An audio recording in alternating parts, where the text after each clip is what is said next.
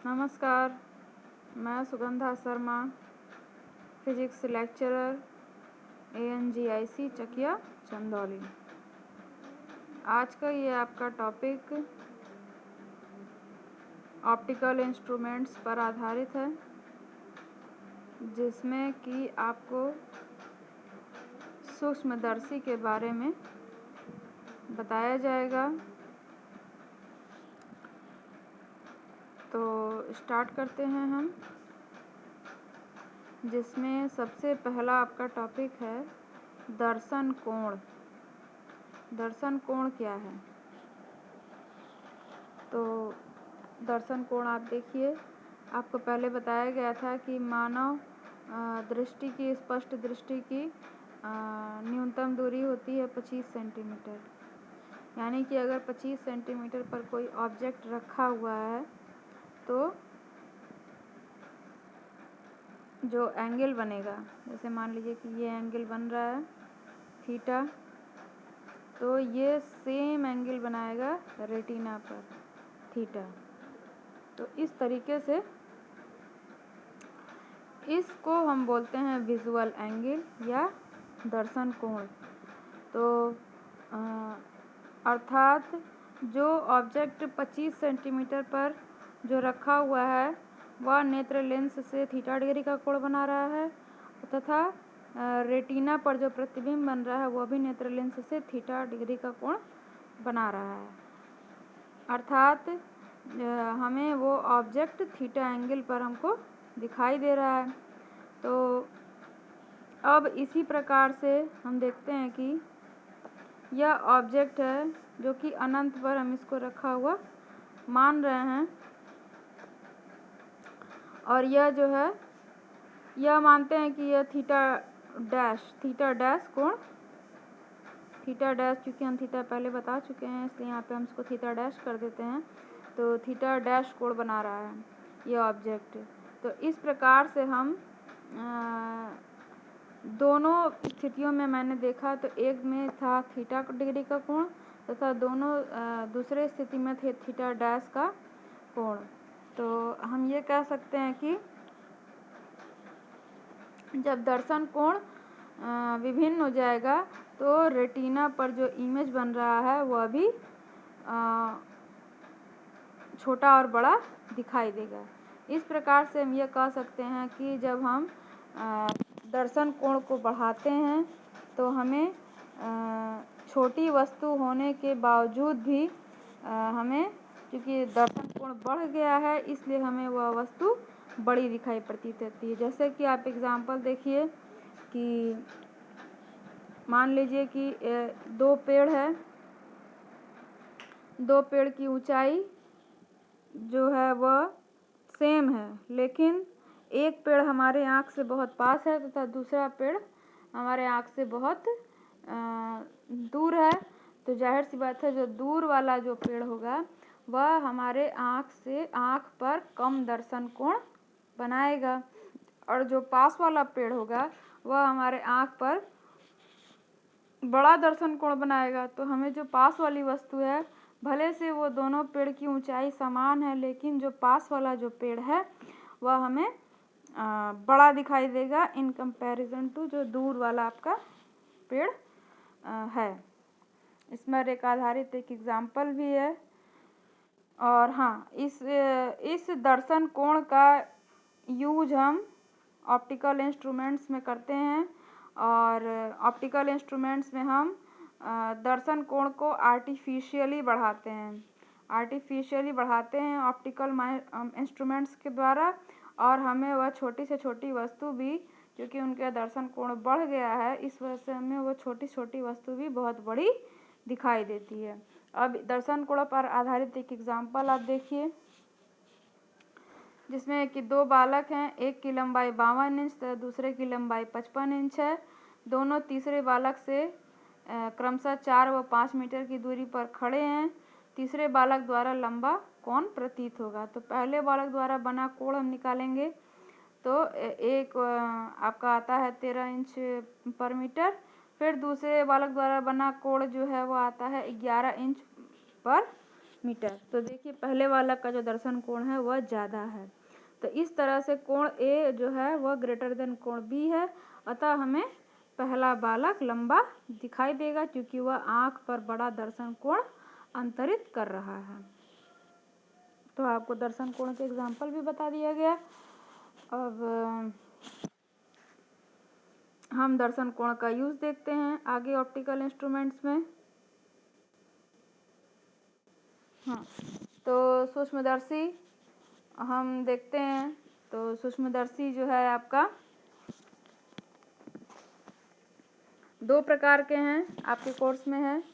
एक सामान्य सूक्ष्मदर्शी है या सिंपल मैग्नीफायर, जिसमें केवल एक उत्तल लेंस का यूज़ करते हैं, और एक आपका संयुक्त सूक्ष्मदर्शी है जो कि अभी आपको आगे बताया जाएगा।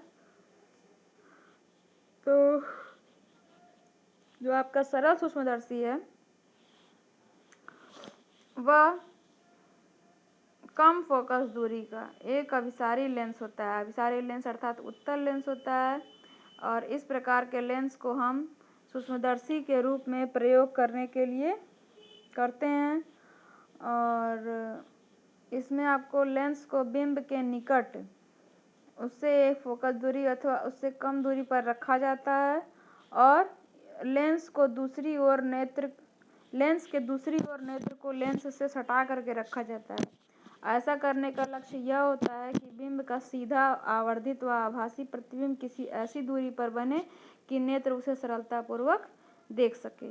अर्थात प्रतिबिंब 25 सेंटीमीटर अथवा कुछ दूरी पर बनना चाहिए। यदि बिंब F पर स्थित है तो उसका प्रतिबिंब अनंत पर बनता है। तो इस सिंपल मैग्नीफायर में हम क्या करते हैं कि आपको जैसे एक उत्तल लेंस दिया रहेगा जिसकी की फोकस दूरी कम होगी डी से, जो आपकी स्पष्ट दृष्टि की जो न्यूनतम दूरी है कैपिटल डी, उससे फोकस दूरी जो है उस लेंस की, जो लेंस हम यूज़ कर रहे हैं एज अ सिंपल मैग्नीफायर, उसकी फोकस दूरी कुछ कम होगी। तो अगर हम उस ऑब्जेक्ट को हम ऐसे ही देखते हैं विदाउट सिंपल मैग्नीफायर, तो जो उस ऑब्जेक्ट को हमें रखना पड़ेगा नियर पॉइंट या फिर इन्फिनिटी के बीच में कहीं रखना पड़ेगा, तभी हम उसको देख पाएंगे। और यदि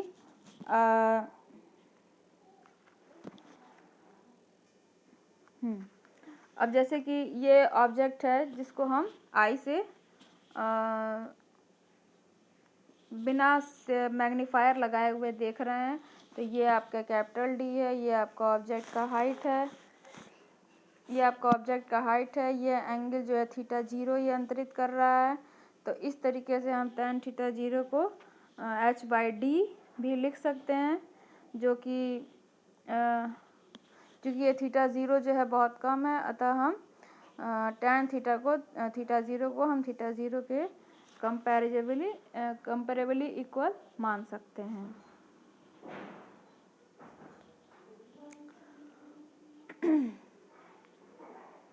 अब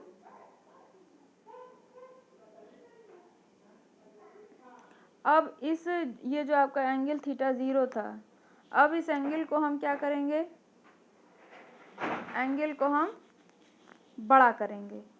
तो बड़ा कैसे करेंगे, उस एंगल को बढ़ाने के लिए हमें एक कन्वर्जिंग लेंस का उपयोग करना होगा। तो कन्वर्जिंग लेंस जो है आपका उत्तल लेंस है, जो कि जिसका कि फोकल लेंथ जो होगा वो कम होगा डी से, स्पष्ट दृष्टि की न्यूनतम दूरी से उसका फोकल लेंथ कम होगा, और उसे हम आई के सामने रख करके उस जो चीज़ रखी थी हाइट h की, उसका एंगल बढ़ा सकते हैं। इस प्रकार से हम ये कहेंगे कि ये एज ए मैग्नीफायर कार्य करेगा। तो सबसे पहले इसमें अवस्था आती है नॉर्मल एडजस्टमेंट की। ये जो अवस्था आप देख रहे हैं यह है नॉर्मल एडजस्टमेंट की अवस्था, या फिर इसको बोल सकते हैं हम कि श्रांत अवस्था। तो श्रांत अवस्था में क्या होता है कि जिसमें आपका लेंस का फोकल लेंथ दिया हुआ है f, और जो कि f जो है वो लेस देन d है, f जो है आपका लेस देन d है, अब उसके बाद से इस ऑब्जेक्ट को हम F पर रखते हैं तो इमेज कहाँ बनेगा, इमेज बनेगा आपका इन्फिनिटी पर। इमेज कहाँ बनेगा, इन्फिनिटी पर। और यह इमेज जो इनफाइनाइट पे जो इमेज बन रहा है वह सेम एंगल, सेम कोण अंतरित करेगा जो कि यहाँ पर कोण अंतरित कर रहा है, यहाँ पर कोण अंतरित कर रहा है थीटा आई, वही सेम एंगल यह कोण अंतरित करेगा जो कि अनंत पर इमेज बनेगा और वही एंगल यह आँख पर भी अंतरित करेगा। अतः हमको जो इमेज इनफाइनाइट पे बन रही थी उतनी ही बड़ी हमें वस्तु दिखाई देगी। इस प्रकार से हमें वस्तु का जो है मैग्नीफाइड रूप दिखाई देता है। अब हम इसको जो है दर्शन कोण के tan थीटा के टर्म में लिखेंगे तो tan theta is equal to को हम थीटा आई के बराबर मान सकते हैं, आई इक्वल टू h/f इसको लिख सकते हैं। अब हम मैग्नीफाइंग पावर निकालते हैं या आवर्धन क्षमता, कोणीय आवर्धन क्षमता निकालते हैं, ठीक है। और उसके पहले हम ये देखते हैं कि अगर कोई इमेज जो है वो इनफाइनाइट पर रहती है तो सिलियरी मसल्स उस समय लीस्ट स्ट्रेंड होते हैं, मतलब कि रिलैक्स्ड होते हैं जिस समय इमेज जो है वो इन्फिनिटी पर स्थित होती है। तो उस समय सिलियरी मसल्स जो होते हैं वो एकदम रिलैक्स्ड रहते हैं। तो और हमको तो उस समय जो वही अवस्था जो है वह कहलाती है नॉर्मल एडजस्टमेंट की। तो हम नॉर्मल एडजस्टमेंट के केस में मैग्नीफाइंग पावर निकालते हैं। तो मैग्नीफाइंग पावर है m equal to theta i upon theta 0। तो हम दोनों समीकरणों की वैल्यू रखते हैं, पिछले जो दोनों समीकरण आपको दिए गए थे उससे हमें प्राप्त होता है m इक्वल टू d/f, क्योंकि हम ये जानते हैं कि f is less than d है, that is the magnifying power is greater than 1। तो इसका मतलब ये हुआ ग्रेटर देन 1 का मतलब कि हमें वस्तु बढ़ी हुई वस्तु का हमें ज़्यादा बड़ा दर्शन कोण दिखाई देगा, इसलिए हमको वस्तु थोड़ी बड़ी दिखाई देगी। अब इसी की दूसरी अवस्था है कि जब आपका इमेज जो है वो 25 सेंटीमीटर पर फॉर्म हो रहा हो। अभी क्या था आपका कि इमेज जो था आपका इन्फिनिटी पर बन रहा था, अब क्या है कि इमेज जो है आपका 25 सेंटीमीटर पर बन रहा है।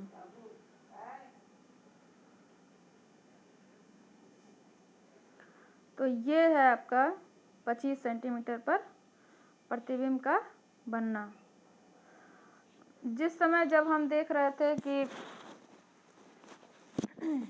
इमेज जो है आपका इन्फिनिटी पर बन रहा था तो उस समय हमने मैग्नीफाइंग पावर निकाला m इक्वल टू d/f। अब मैग्नीफाइंग पावर को हम इंक्रीज करते हैं और ऑब्जेक्ट को, ये आपका ऑब्जेक्ट है, इसको फोकस से और पास लेकर आते हैं इस लेंस के। तो फोकस से पहले हो गया ये ऑब्जेक्ट। अब क्या हुआ कि मैग्नीफाइंग पावर को हम इंक्रीज किए। तो अब इंक्रीज करने पर हमें क्या प्राप्त होता है, तो अब यहाँ पर ये आपका ऑब्जेक्ट है h हाइट का, जिसका कि ये जो है उसका ऑब्जेक्ट का डिस्टेंस u0 है। और यह हमको फाइनल इमेज जो कि वर्चुअल इमेज प्राप्त हो रही है, बड़ी इमेज प्राप्त हो रही है, वो जो है आपका वर्चुअल इमेज है, बड़ी इमेज है। और ये जो है जो प्राप्त हो रही है ये अब डी स्पष्ट दृष्टि की न्यूनतम दूरी पर प्राप्त हो रही है। इसका मतलब अब यहाँ पर क्या है, हमारा आई स्ट्रेंड है, आई क्या है, स्ट्रेंड है। और आई स्ट्रेंड है और हमें जो है इमेज जो हमें क्लियरली दिखाई दे रही है क्योंकि यह स्पष्ट दृष्टि की न्यूनतम दूरी पर बन रही है। अब हम इसके लिए फॉर्मूला डिराइव करते हैं। तो हम लेंस फॉर्मूले में देखेंगे तो 1-1/v -1/u = 1/f, या फिर हम इसको ऐसे भी लिख सकते हैं। तो v इक्वल टू मैंने माइनस डी देखा और u equal to minus u0 देखा, तो इस तरीके से हमें d by U zero equal to 1 plus D by F प्राप्त हुआ। अब इस फिगर में आप देखिए कि theta equal to H by U zero है, theta equal to H by U zero है। थीटा डैश था एक्चुअली, वो ये थीटा डैश है, ये थीटा डैश है, theta dash equal to H by U zero, H by U zero. तो M equal to theta dash by theta zero. Theta zero आपको पहले ही बता जा चुका था कि जब ऑब्जेक्ट जो है वो विदाउट मैग्नीफायर लगाए हुए उसका विजुअल एंगल हम लिख रहे हैं, तो एच बाई डी हम लिखते हैं। तो इस प्रकार से एम इक्वल टू हमें डी बाई यू ज़ीरो प्राप्त हुआ और डी बाई यू ज़ीरो जो है वो 1 प्लस डी बाई एफ के है, चूँकि हम पिछले समीकरण में यह देख चुके हैं। तो अतः हमें यह जो है ये एम इक्वल टू यह कोणीय आवर्धन क्षमता का सूत्र है, जबकि आपका अंतिम प्रतिबिंब 25 सेंटीमीटर की दूरी पर बन रहा है। तो ये आपका सरल सूक्ष्मदर्शी था जिसमें कि आपको दो आवर्धन क्षमता का कोणीय आवर्धन क्षमता का फॉर्मूला था। एक फॉर्मूला जब निकाला गया जबकि आपका अंतिम प्रतिबिंब अनंत पर बन रहा हो, तथा दूसरा फॉर्मूला तब निकाला गया कि जबकि आपका अंतिम प्रतिबिंब 25 सेंटीमीटर की दूरी पर बन रहा हो। और इन दोनों फॉर्मूला से हम ये देखते हैं कि मैग्नीफिकेशन को हम इंक्रीज़ कर सकते हैं कब, जबकि हम फोकल लेंथ का इस्तेमाल फोकल लेंथ जो है वो कम रखें, तब हम मैग्नीफिकेशन और भी ज़्यादा इंक्रीज कर सकते हैं।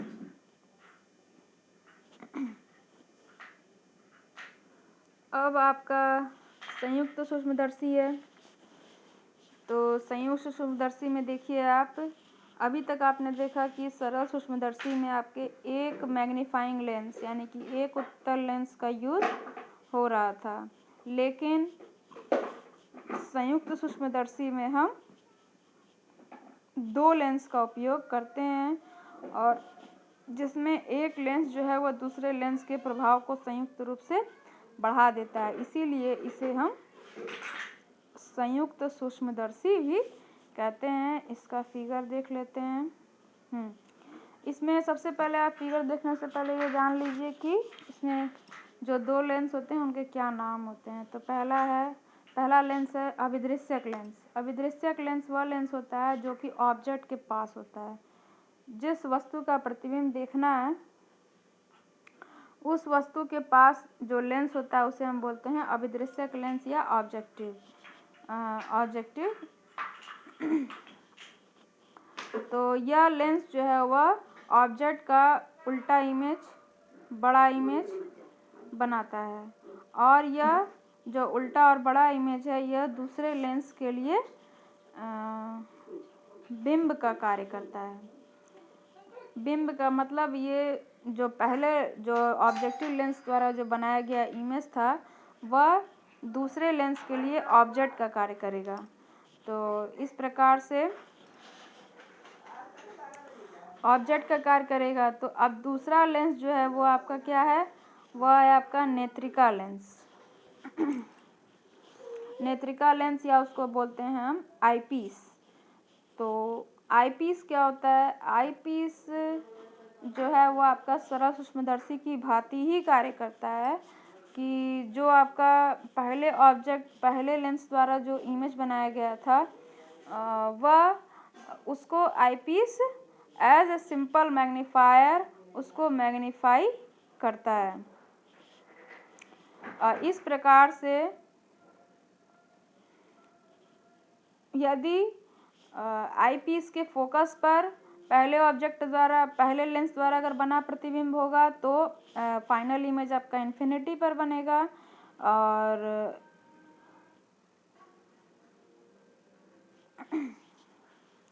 इस प्रकार से पहला उल्टा प्रतिबिंब नेत्रिका के फोकस बिंदु के निकट होता है। यह नेत्रिका से इतनी दूरी पर होता है कि जो अंतिम प्रतिबिंब को अनंत पर बनाने के लिए उपयुक्त होता है। अभी आपको बताया गया कि अगर फोकस पर होगा आई पीस के तो उसका इमेज इन्फिनिटी पर बनेगा, और अगर फोकस से पहले हो जाएगा यानी कि फोकस और आई पीस के लेंस के बीच में होगा, अगर पहले लेंस द्वारा बनाया गया इमेज, तो फाइनल इमेज जो है वो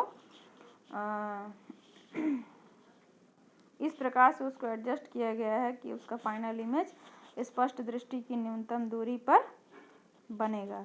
और इस प्रकार से हम यह कह सकते हैं कि जो आपका अंतिम प्रतिबिंब है वो मूल बिंब के सापेक्ष उल्टा बनता है।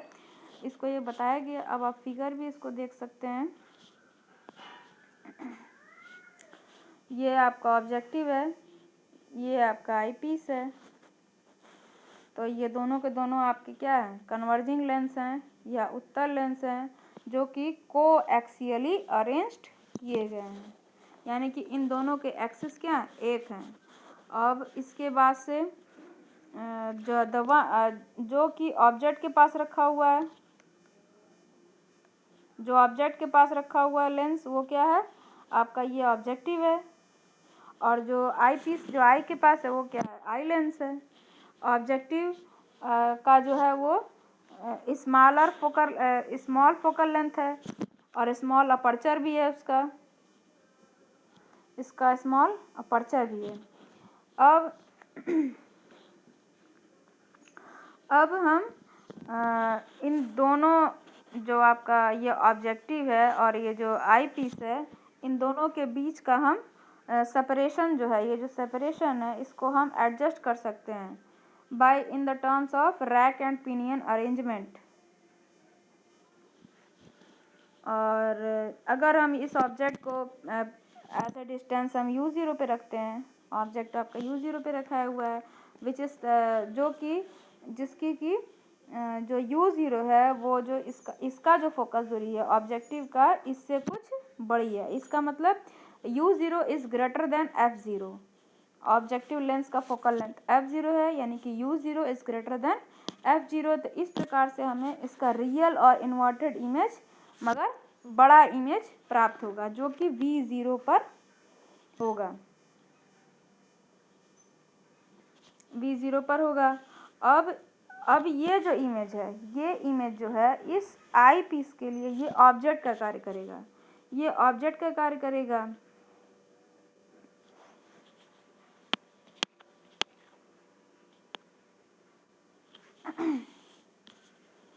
अगर ये ऑब्जेक्ट H जो है विदाउट लेंस, हमको जो है विदाउट माइक्रोस्कोप हमें ये ऑब्जेक्ट हाइट h का दिखाई देता है, तो अगर हम माइक्रोस्कोप का यूज़ कर रहे हैं तो हमें ये नियर पॉइंट पर बड़ा हुआ इमेज उसका दिखाई देगा।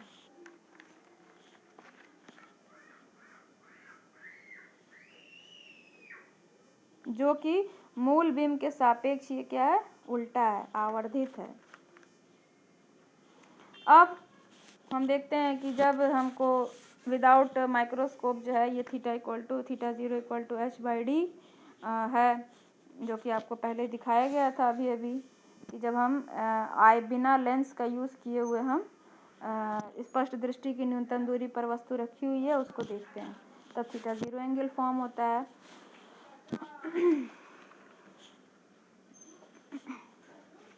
और जब हम संयुक्त सूक्ष्मदर्शी का इस्तेमाल करेंगे तो अंतिम कोण नेत्र पर बनेगा, जो कि निम्नलिखित होगा। ये देखिए, ये थीटा डैश है आपका, θ=h'/UE हम लिख सकते हैं, h'/UE लिख सकते हैं, जहाँ h डैश क्या है, पहले प्रतिबिंब की ऊंचाई है, तथा UE क्या है, नेत्रिका से पहले प्रतिबिंब की दूरी है।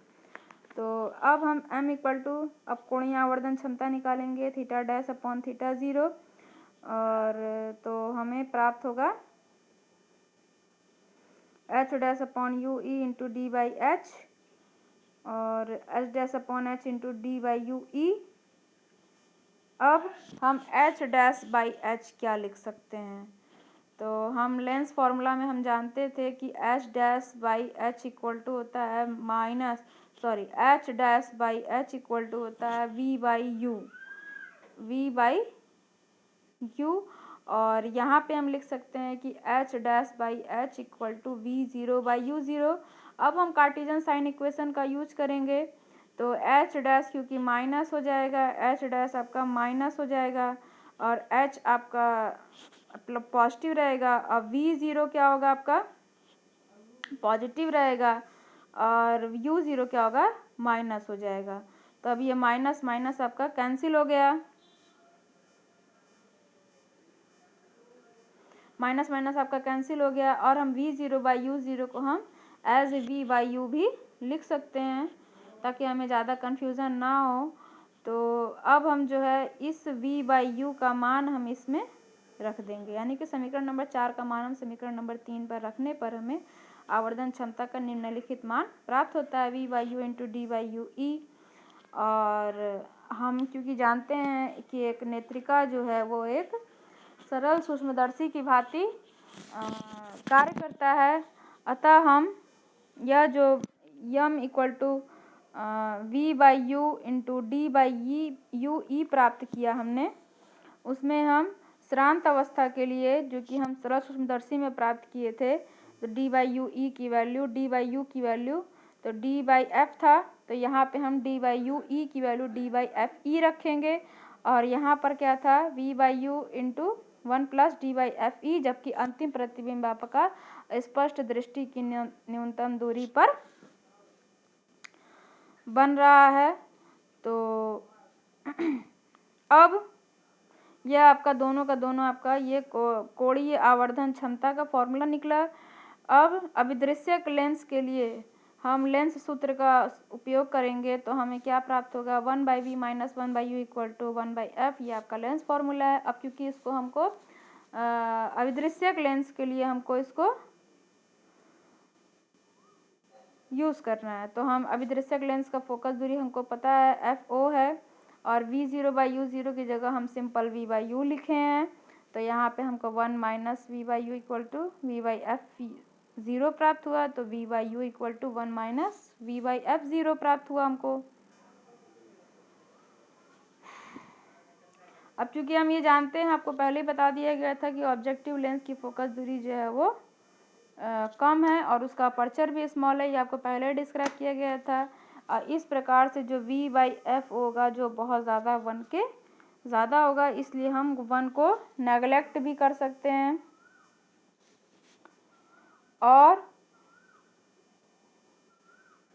जो आपका पहले लेंस द्वारा बना प्रतिबिंब है वो नेत्रिका के बहुत पास है, इस प्रकार से जो v है वो इनका कंपेरेबल इक्वल टू है l के। l क्या है माइक्रोस्कोप का ट्यूब लेंथ है, या इसको हिंदी में बोलते हैं ट्यूब लंबाई, जो कि separation between objective and the I piece.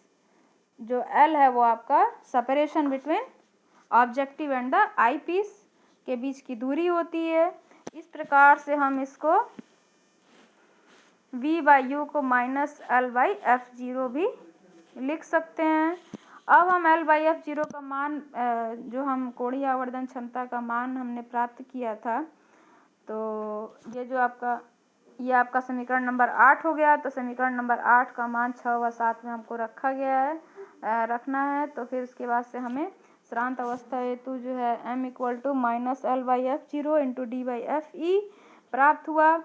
और अंतिम प्रतिबिंब, जबकि आपका अंतिम प्रतिबिंब स्पष्ट दृष्टि की न्यूनतम दूरी पर बन रहा हो, तब आवर्धन क्षमता हमें m equal to minus l by f 0 और 1 plus into 1 plus D by f e प्राप्त हुआ।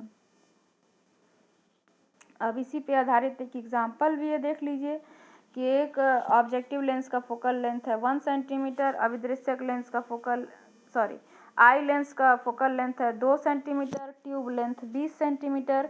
तो आवर्धन हमको ज्ञात करना है। तो आवर्धन का फॉर्मूला आपको बता दिया गया था l by f o into D by f e है। तो इस प्रकार से हम 250 जो है आवर्धन प्राप्त करते हैं। तो इस प्रकार से हमने देखा कि हम बहुत से छोटी वस्तु का भी बहुत गुना आवर्धन संयुक्त सूक्ष्मदर्शी के द्वारा प्राप्त कर सकते हैं। धन्यवाद।